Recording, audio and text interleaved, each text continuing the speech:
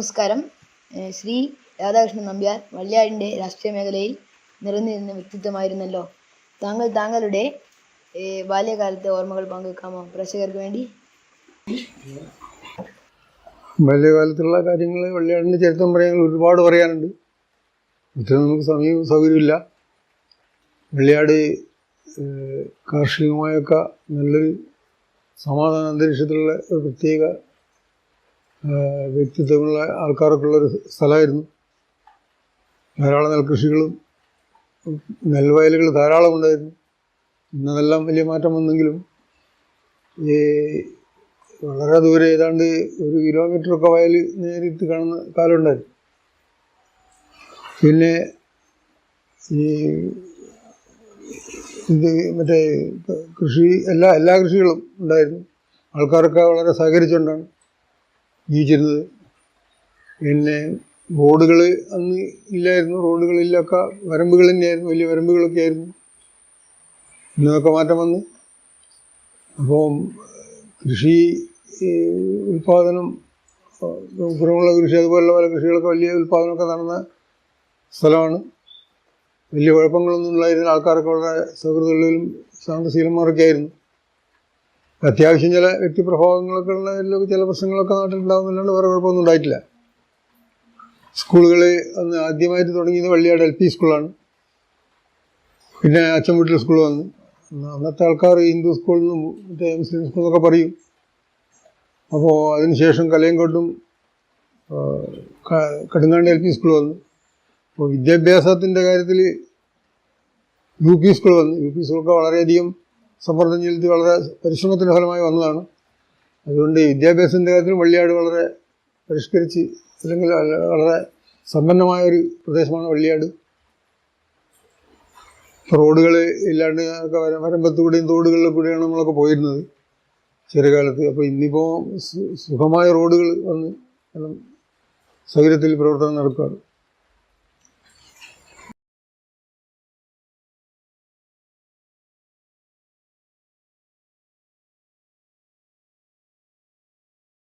ഈ മൊയാരത്ത് ശങ്കർ എന്ന് പറഞ്ഞ ആള്, അദ്ദേഹത്തിൻ്റെ പ്രവർത്തനത്തിൻ്റെ ചരിത്രം വായിച്ചാൽ ഇന്ത്യൻ പ്രധാനമന്ത്രി പോലും ആവാവുന്ന അത്രയോ സേവനം നടത്തിയ ആളാണ്. വളരെ ശക്തമായിട്ട് ഒരു ഇതിവൈര്യത്വം കൊണ്ട് അതങ്ങനെ സംഭവിച്ചു പോയി എന്നേ പറയാൻ പറ്റും. കാരണം ഇന്നത്തൊക്കെ ഈ ആഗസ്റ്റ് 4 ആകുമ്പോഴത്തേക്ക് അയാൾക്ക് 132 വയസ്സ് കൊല്ലമായി ജനിച്ചിട്ട്. ആഗസ്റ്റ് 4 ആകുമ്പോഴത്തേക്ക് 132 കൊല്ലമായി എന്നാണ് മനസ്സിലാക്കുന്നത്. കാരണം 1604 കർക്കിടകത്തിലാണ് ജനം. കൃത്യമായ തീയതി അവർക്ക് പറയാനാവുന്നില്ല. അതാണ് എൻ്റെ സംഗതി. പിന്നെ വിദ്യാഭ്യാസം, അയാൾ കൽക്കത്തയിൽ ഡോക്ടർ ഭാവം പഠിക്കാൻ പോയതാണ്. ഡോക്ടർ ഭാവം പഠിക്കാൻ പോയപ്പം കോളേജിൽ നിന്ന് ഈ സ്വാതന്ത്ര്യ സമരത്തിൽ ആകർഷനായി ബംഗാളിൽ നിന്നുള്ള ആ സമരത്തിൽ പങ്കെടുത്ത് അങ്ങനെ ഫുൾ ടൈം രാഷ്ട്രീയക്കാരനായി മാറിയാണ്. അമ്മേൻ്റെ വീട്, അച്ഛൻ്റെ വീട് വടകരയാണ്. അമ്മേൻ്റെ വീട് ചുക്ലിക്കടുത്ത് വീര്യമ്പുറം എന്ന് പറഞ്ഞ സ്ഥലത്താണ്. എന്താണ് അപ്പോൾ അച്ഛൻ്റെ വീട്ടിൻ്റെ താമസിച്ചുകൊണ്ടാണ് പ്രവർത്തനം നടത്തിയത്. പ്രവർത്തിച്ച് പിന്നെ KP കേശവനാണ് മാതൃഭൂമിൻ്റെ പത്രമായിരുന്നു. KP കേശവന് വളരെ ഇഷ്ടപ്പെട്ടു അദ്ദേഹത്തെ. അങ്ങനെ ഇയാളെ കുട്ടി. അതോടുകൂടി ഇയാൾ ഫുൾ ടൈം പ്രവർത്തകനായി. 1917 മുതൽ പ്രവർത്തകനായി. വടകര സ്ഥിര താമസമാക്കി സ്വന്തമായി പത്രം നടത്തി. അതുപോലെ ഉപ്പു സത്യാഗ്രഹങ്ങളും അതുപോലെ എല്ലാ സമരങ്ങളും നടത്തി. ഈ വർഗീയ ലഹളകളൊക്കെ ഉണ്ടാകുന്നതിനൊക്കെ അയാൾ മധ്യസ്ഥം പറഞ്ഞുകൊണ്ടൊക്കെ തീർത്തൊക്കെ പരിഹരിച്ച് അങ്ങനെ ബ്രിട്ടീഷുകാരെ എല്ലാം കൊണ്ടും നിയന്ത്രിച്ച ഒരു വ്യക്തിത്വമായിരുന്നു. അങ്ങനെ PP സെക്രട്ടറിയായി 17 കൊല്ലം കുറുമ്പനാട് താലൂക്കിൻ്റെ സെക്രട്ടറി കോൺഗ്രസിൻ്റെ എല്ലാ പട്ടണ നേതൃത്വം കൊടുത്തു. മഹാത്മാഗാന്ധി വടകര മലബാറിൽ വന്നപ്പോൾ, അന്ന് വടകര ഒന്നും ഗാന്ധിജി അങ്ങനെ വരില്ല. മലബാറിൽ വന്നപ്പം അന്ന് നമ്മളെ ജില്ലകൾ മലബാറാണ്. 4 ജില്ലകൾ കൂടി മലബാറെന്ന് നമ്മൾ പറയാം. മലബാർ ജില്ലക്കാരാണ് നമ്മളൊക്കെ. ഇപ്പോഴാണ് കോഴിക്കോടൊക്കെ ആയത്. മലബാറിൽ ഗാന്ധിജി വന്നപ്പോൾ വടകര സ്വീകരണത്തിൽ ഏറ്റവും വലിയ ഫണ്ട് സമർപ്പിച്ചത് ആരാണ്? ഇയാളാണ്. മൊയാരത്ത് ശങ്കർ ആണ് സമർപ്പിച്ചത്. 750 രൂപയാണ് അന്നത്തെ സംഖ്യ. അന്ന് 7 പൈസ എന്ന് പറഞ്ഞാൽ വലിയ ഉള്ള കാലമാണ്. 750 രൂപയാണ്. സ്ത്രീകളും ചെന്നു. സ്ത്രീകൾ ആഭരണമൊക്കെ അഴിച്ചു കൊടുത്തിട്ടുണ്ട് ഗാന്ധിജിക്ക്. അങ്ങനെ പേര് കേട്ട് ഗാന്ധിജിക്ക് പോലും ഇഷ്ടപ്പെട്ട ഒരു വ്യക്തിത്വമായിരുന്നു അദ്ദേഹത്തിൻ്റെത്. അങ്ങനെ വളരെ ശക്തമായ പ്രവർത്തനം പലതും നടത്തിയാൽ ഒരുപാട് കാര്യങ്ങൾ നീക്കി.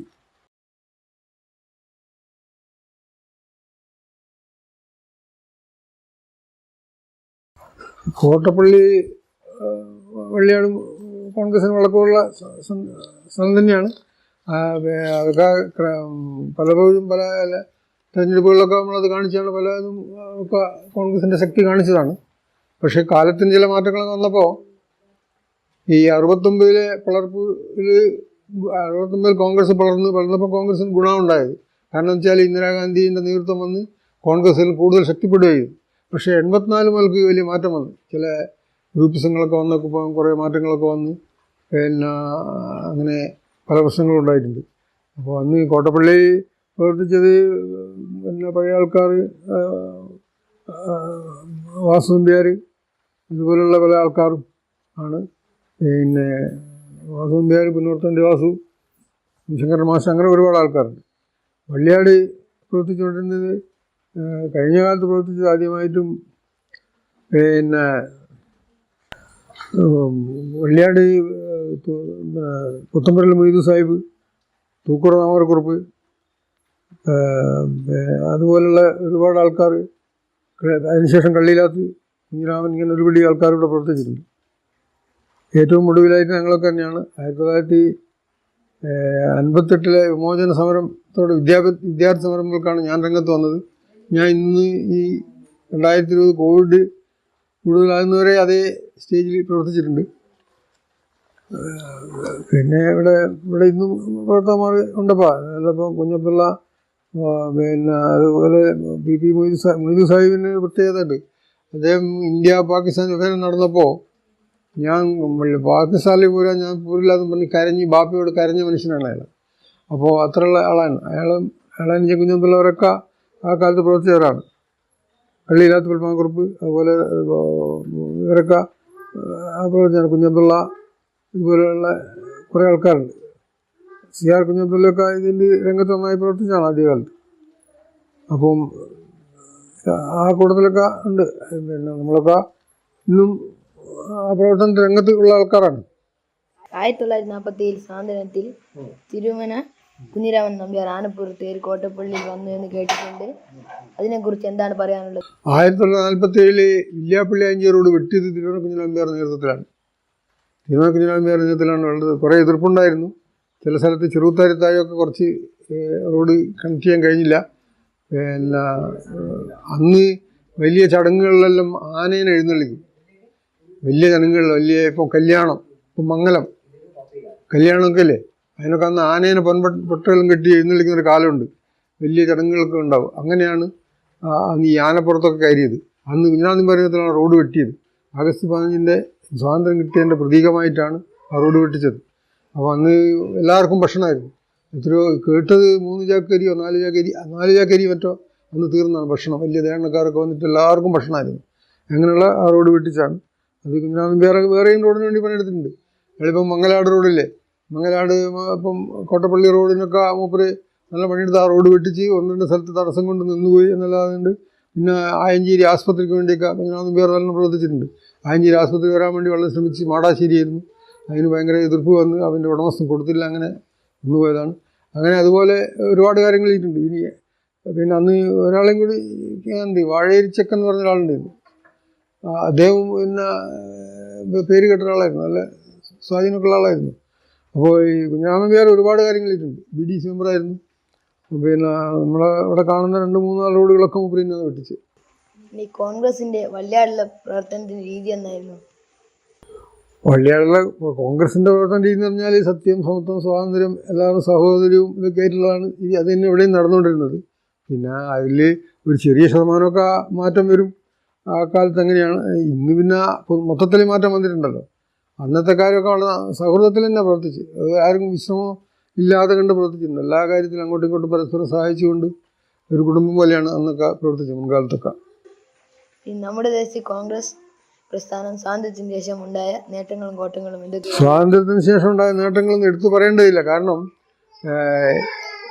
ഉടുതുണിക്ക് മറുതുണി ഇല്ലാത്തൊരു കാലത്താണ് സ്വാതന്ത്ര്യം കിട്ടിയപ്പോൾ ഇന്ത്യൻ്റെ സ്ഥിതി ഉണ്ടായിരുന്നത്. ഒരു തോർത്തുകൊണ്ട് ഉൾക്കൊടുത്തിട്ടാണ് അധികാരം ജീവിക്കുക. ഒരു മുണ്ടോ ഒന്നോ രണ്ടോ മുണ്ടുണ്ടാവും, ജീവിക്കാൻ അരി പട്ടിണിയാണ്, ദാരിദ്ര്യം, ഇങ്ങനെ പലതരത്തിലുള്ള ജീവിതമാണ്. ആ കാലത്തിന് വന്ന മാറ്റം നമുക്കറിയാം. 10-60 കൊല്ലം കൊണ്ട് വന്ന മാറ്റങ്ങൾ എന്താണ് സ്ഥിതി? ഇന്നത്തെ സ്ഥിതി നമുക്കറിയാലോ.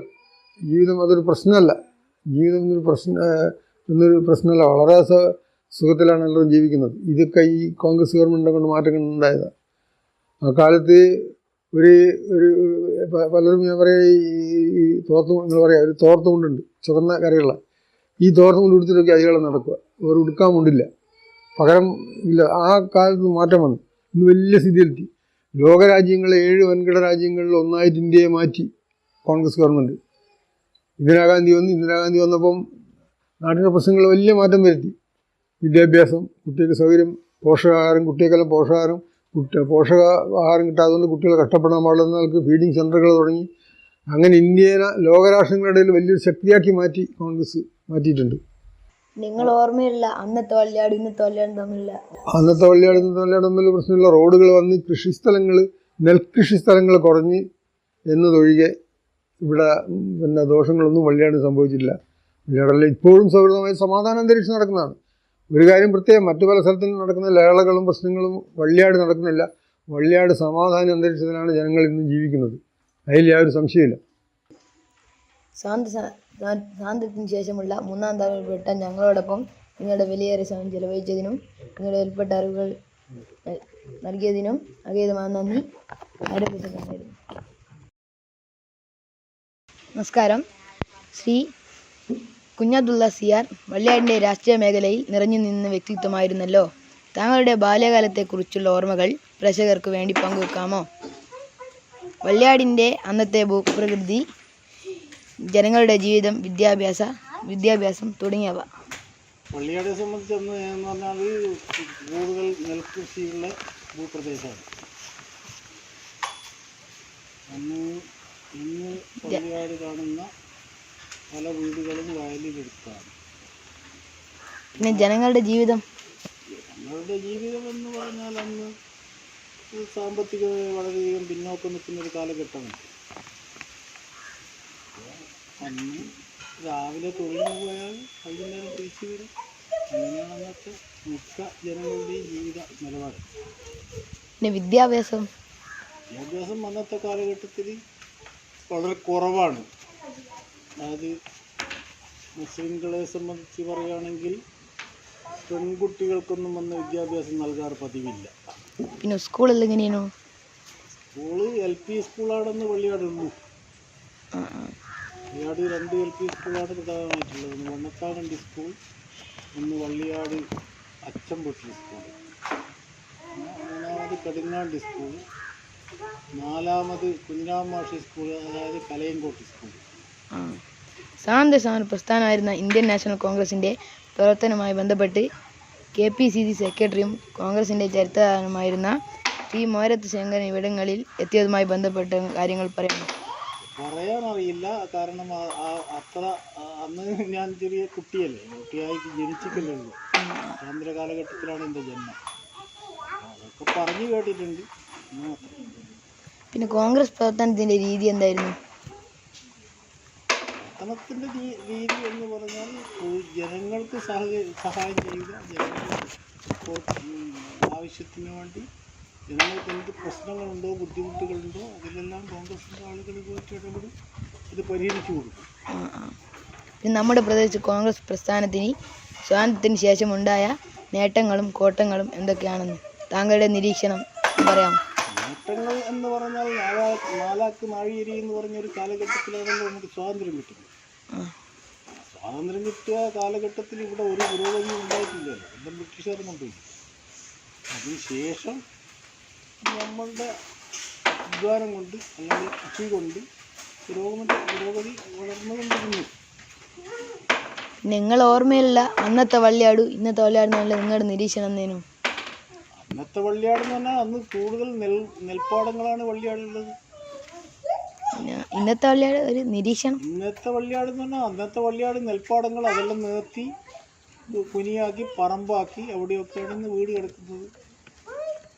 ഇന്ന് വള്ളിയാട് മെയിൻ റോഡിൻ്റെ അരികത്തുള്ള എല്ലാ വീടുകളും, അതായത് പിന്നെ ചെറുത്താരി പോലത്തെ കരയുള്ള വീട് വെച്ച് ബാക്കിയുള്ള ഏകദേശ വീടുകളും തെക്കിയെടുത്തൊരു വീടുണ്ട് പിന്നെ റോഡിൻ്റെ ഭാഗത്ത്.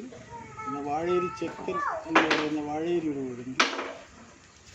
പിന്നെ അവിടെ അടുത്തൊന്നും വീടുകളില്ല മെയിൻ റോഡിൻ്റെ ഭാഗത്ത്. ഇന്ന് അവിടെയൊക്കെ ധാരാളം വീടുകളല്ലേ. സ്വാതന്ത്ര്യത്തിന് ശേഷമുള്ള മൂന്നാം തലമുറയിൽപ്പെട്ട ഞങ്ങളോടൊപ്പം താങ്കളുടെ വിലയേറിയ സമയം ചെലവഴിച്ചതിനും വിലപ്പെട്ട അറിവുകൾ പങ്കുവച്ചതിനും ആയുരാരോഗ്യ സൗഖ്യങ്ങൾ നേരുന്നു. പങ്കുവച്ചതിന് അഗീതമായ നന്ദി.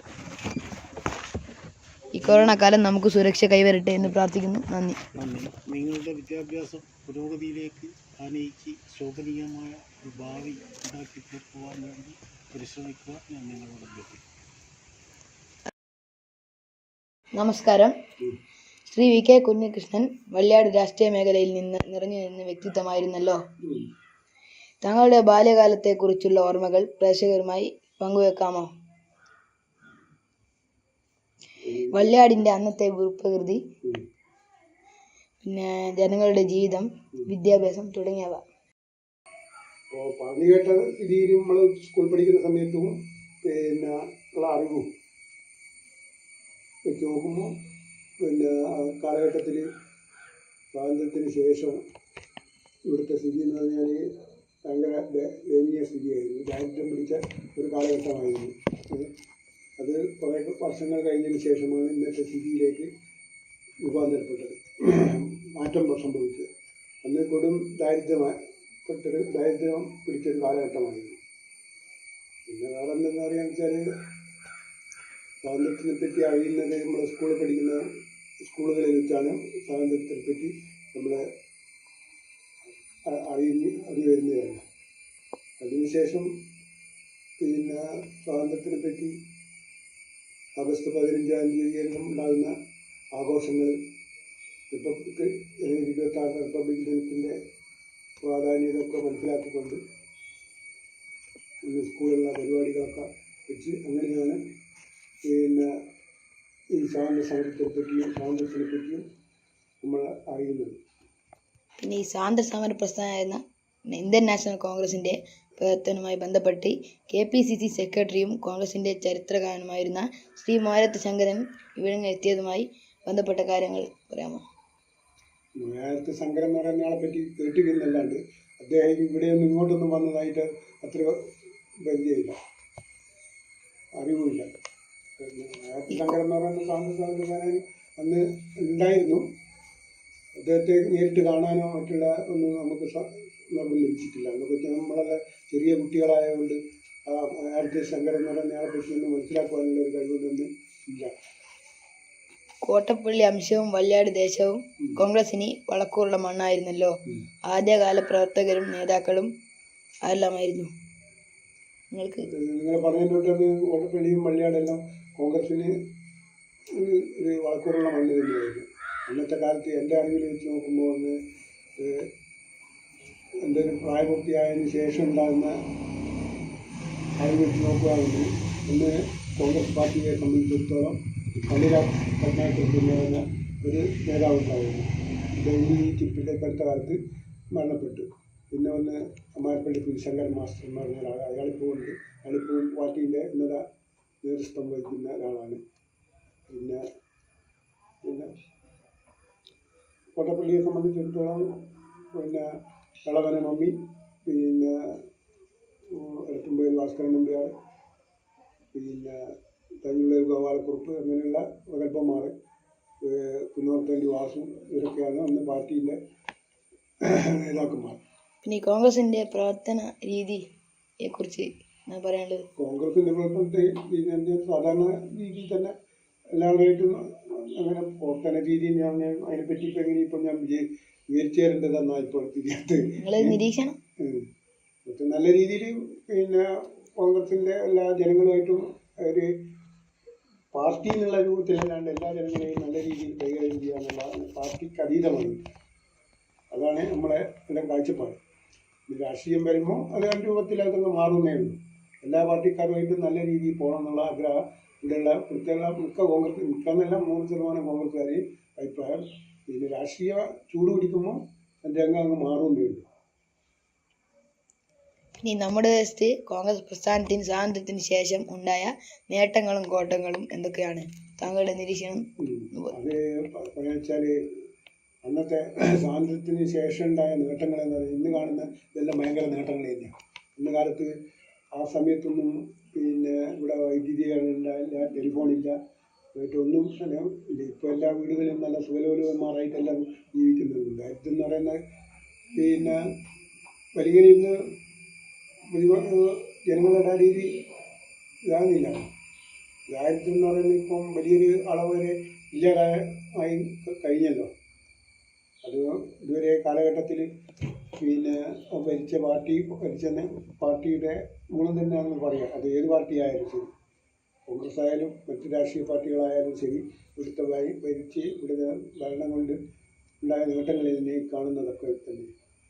പിന്നെ നിങ്ങൾ അന്നുള്ള ഓർമ്മയുള്ള വള്ളിയാട് ഇന്നത്തെ വള്ളിയാട് തമ്മിൽ ഈ ഓർമ്മയിൽ വെച്ച് നോക്കുമ്പോൾ ഇന്നത്തെ വള്ളിയാട് ഭയങ്കര മാറ്റമാണ്.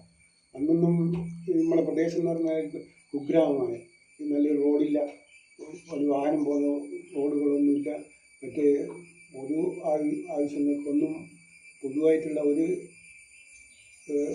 കാര്യങ്ങളും അന്നുണ്ടായിരുന്നില്ല.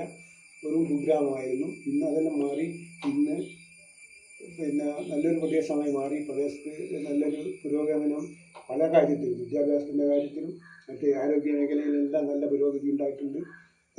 കാര്യമായിട്ട് വിദ്യാഭ്യാസത്തിൻ്റെ കാര്യത്തിൽ തന്നെയാണ്. അന്നത്തെ സ്കൂളും ഇന്നത്തെ സ്കൂളും ഇന്നത്തെ സ്കൂളും തമ്മിൽ ഭയങ്കര നല്ല വ്യത്യാസമുണ്ട്. ഇന്നെല്ലാം ഹൈടെക് സ്കൂളായി മാറിയില്ലല്ലോ.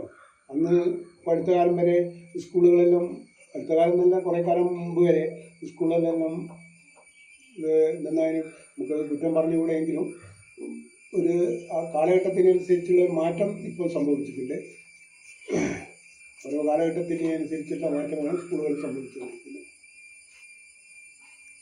പിന്നെ ഈ പണ്ടത്തെ ഈ നാടിന് ഭൂപ്രകൃതി പണ്ടത്തേനെക്കാട്ടും ഭയങ്കരമായിട്ട് മാറ്റമല്ലേ. അന്ന് ഇവിടുന്ന് ഈ പ്രദേശത്ത് നിന്ന് അങ്ങ് ജുവാമ്പള്ളിത്തായ വരെയെല്ലാം വയലുകളായിരുന്നു. ഇപ്പം വയലുകളെല്ലാം മാറി. ഇപ്പം ഈ പ്രദേശങ്ങളായി വീടുകൾ ഒരുപാട് അടുത്തടുത്ത് വന്ന് നല്ലോണം ഒരു ജനസംഖ്യ കൂടിക്കൂടി വരുന്നതല്ലേ. ഒരു പുതിയൊരു മാറ്റം ഈ പ്രദേശത്ത്, വള്ളിയാടിനെ സംബന്ധിച്ചിടത്തോളം നല്ലൊരു മാറ്റം ഈ പ്രദേശത്തുണ്ടായിട്ടുണ്ട്.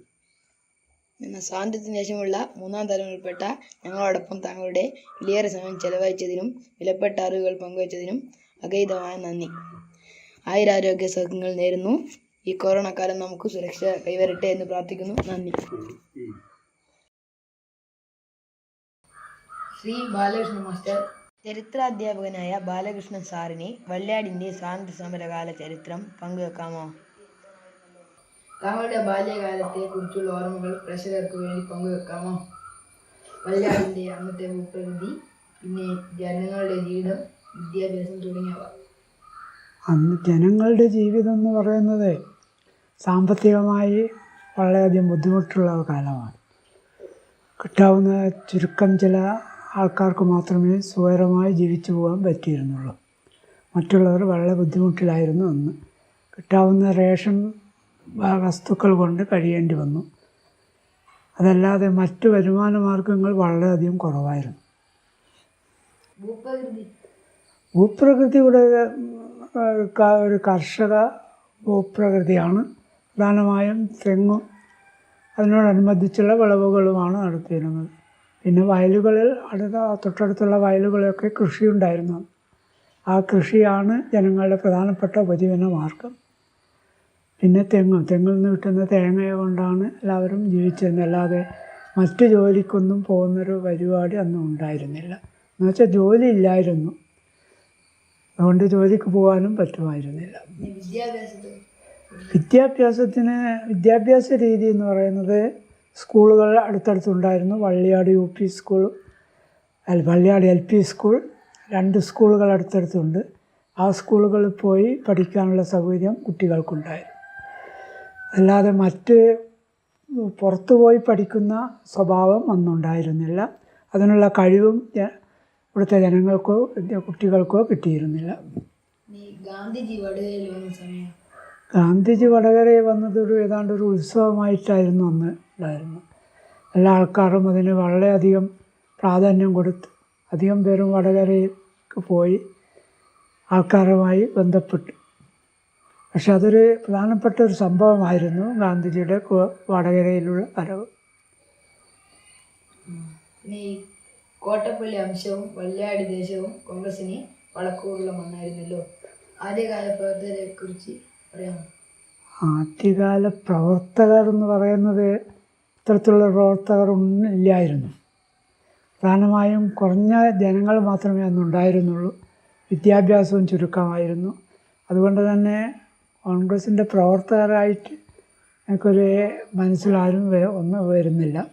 പിന്നെ അന്നുണ്ടായിരുന്നത് ഈ പറഞ്ഞ കുഞ്ഞിരാമൻ നമ്പ്യാർ. കുഞ്ഞിരാമൻ നമ്പ്യാരുടെ നേതൃത്വത്തിലായിരുന്നു അന്ന് കോൺഗ്രസ് ഇവിടെ വളർന്നതും വികസിച്ചതും. എല്ലാ കാര്യങ്ങൾക്കും അദ്ദേഹമാണ് മുന്നിലുണ്ടായിരുന്നത്. പ്രധാനമായും ജനങ്ങളുടെ ഏതാവശ്യങ്ങൾ വന്നാലും ആവശ്യങ്ങൾ ഉണ്ടായാലും അതിന് വേണ്ടതായ രീതികൾ ചെയ്ത് ജനങ്ങൾക്ക് സമാധാനം സ്ഥാപിക്കാൻ അദ്ദേഹം വളരെയധികം ശ്രമിച്ചു. 1971 വരെ അദ്ദേഹം വള്ളിയാടിൻ്റെയും കോട്ടപ്പള്ളിയുടെയും പ്രവർത്തനങ്ങളിൽ സജീവ പങ്കാളിത്തം വഹിച്ചു. നമ്മുടെ ദേശത്ത് കോൺഗ്രസ് പ്രസ്ഥാനത്തിന് സ്വാതന്ത്ര്യത്തിന് ശേഷം ഉണ്ടായ നേട്ടങ്ങളും കോട്ടങ്ങളും എന്തൊക്കെയാണ്? നേട്ടങ്ങൾ പൊതുവിലുള്ള നേട്ടങ്ങൾ ഇവിടെയും ഉണ്ടായിട്ടുണ്ട്. പക്ഷേ പ്രധാനമായൊരു നേട്ടം ഉണ്ടായി എന്ന് എനിക്ക് പറയാൻ പറ്റില്ല. ഇത്തരത്തിലുള്ളൊരു നേട്ടം. പിന്നെ റോഡില്ലാത്ത സ്ഥലമായിരുന്നു ഇത്. ഇവിടെ ഒരു വാഹനങ്ങൾ വരുമായിരുന്നില്ല. നടന്നു വേണം അടുത്തുള്ള ടൗണായ വില്യാപ്പള്ളിയിലെത്താൻ. അതിനു വേണ്ടിയുള്ള ശ്രമം അന്ന് നടന്നു. കുഞ്ഞിരാമൻ നമ്പ്യാർ തന്നെ റോഡ് വെട്ടാനുള്ള ശ്രമം ആരംഭിച്ചു. അങ്ങനെ ഒരു റോഡ് വന്നു. ഇന്നത്തെ ആയഞ്ചേരി വില്യാപ്പള്ളി റോഡ് വന്നത് കുഞ്ഞിരാമൻ നമ്പ്യാരുടെ ശ്രമഫലമായിട്ടാണ്. അദ്ദേഹത്തിൻ്റെ ശ്രമത്തിൻ്റെ പരിണത ഫലമാണ് ഇന്ന് നാം കാണുന്ന ഈ റോഡ് ഉണ്ടായത്. ഈ അന്ന് അക്കാലത്തുള്ള നിങ്ങൾ ഓർമ്മയുള്ള വള്ളിയാടും ഇപ്പോഴത്തെ വള്ളിയാടും തമ്മിൽ നല്ല വ്യത്യാസം നിരീക്ഷണം? വ്യത്യാസം എന്ന് പറയുന്നത് ഇന്ന് വ്യത്യാസമായി വിദ്യാഭ്യാസം ലഭിച്ചു. ജനങ്ങൾ കൂടുതൽ അതുമായി ബന്ധപ്പെട്ട് അന്നത്തെ പോലെ ആയിരുന്നില്ല. അന്ന് പറയുന്നത് വിശ്വസിക്കുന്ന ഒരു ജനവിഭാഗമായിരുന്നു. ഇന്ന് കണ്ടാൽ അറിയുകയും അതുപോലെ തന്നെ ആ കാര്യങ്ങളിൽ കൂടുതൽ നിഷ്പക്ഷമായി ചിന്തിക്കുവാനുമുള്ള ആൾക്കാർ ഇന്ന് വള്ളിയാട് കോട്ടപ്പള്ളി പ്രദേശങ്ങളിലുണ്ട്. കൂടുതലായിട്ട് പറയാനില്ല.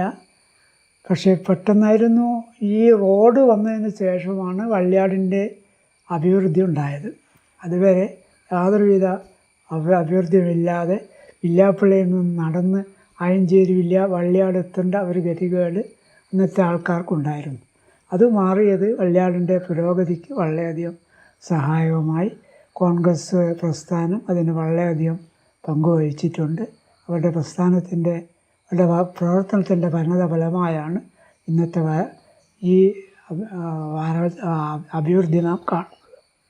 ഇപ്പം കിട്ടിയ സ്വാതന്ത്ര്യം അടുത്ത തലമുറയ്ക്ക് സംരക്ഷിക്കാൻ വേണ്ടി എന്തെങ്കിലും പറയണ്ടോ? ഇപ്പം കിട്ടിയ സ്വാതന്ത്ര്യം അടുത്ത തലമുറ സംരക്ഷിച്ചു പോകണമെന്നാണ് എനിക്ക് അറിയാനുള്ളത്. കാരണം ഇന്ന് ജാതിയുടെയും മതത്തിൻ്റെയും വിഭാഗീയത കൂടുതൽ വളർന്ന് വരികയാണ്. അതില്ലാതാക്കി എല്ലാവരും ഒറ്റക്കെട്ടായി നിന്ന് സ്ഥലത്തിൻ്റെ രാജ്യത്തിൻ്റെ പുരോഗതിക്ക് വേണ്ടി ശ്രമിക്കണം. അതിനായിട്ടുള്ളൊരു ശ്രമം നമ്മുടെ യുവതലമുറയ്ക്കുണ്ടാകണമെന്ന് ഞങ്ങൾക്ക് ആഗ്രഹമുണ്ട്. സ്വാതന്ത്ര്യത്തിന് ശേഷമുള്ള മൂന്നാം തലമുറയിൽപ്പെട്ട ഞങ്ങളോടൊപ്പം താങ്കളുടെ വിലയേറെ ശ്രമം ചെലവഴിച്ചതിലും വിലപ്പെട്ട ആളുകൾ പങ്കുവച്ചതിലും പ്രകേതവുമായ നന്ദി. ആയിരം സൗഖ്യങ്ങളിലിരുന്നു. ഈ കൊറോണ കാലം നമുക്ക് സുരക്ഷ കൈവരട്ടെ എന്ന് പ്രാർത്ഥിക്കുന്നു. നന്ദി.